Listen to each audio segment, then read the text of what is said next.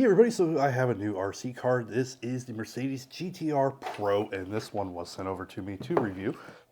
Now, as you can see, this one is a little bit smaller. The wheels are a little bit smaller, so this one's not going to be for like off-road use. And your battery goes down here at the bottom. It is a rechargeable 500 milliamp battery, and it doesn't take very long to charge it. You do get a little USB cord, and this will be what you charge it with.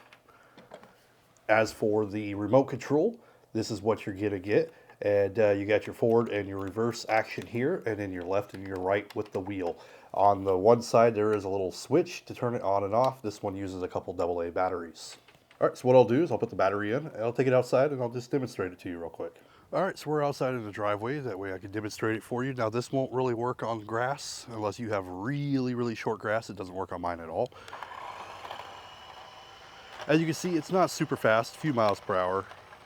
I'd say maybe 5 or 6. As you can see, it could hop little things, but it's not going to do anything extreme, especially off-road. You can see it does bounce if it hits a rock. Yeah, that one bounced a little bit there. The headlights, they do light up. Also, the reverse lights light up if you go into reverse. All right, so now what I'll do is I'll just run it over the rocks here real quick.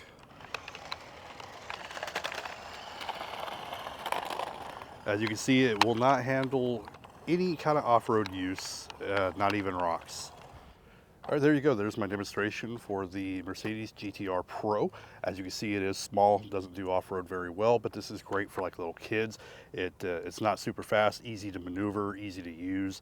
I would definitely rate this more for like smaller kids and for beginners, but it's pretty neat and it is fun.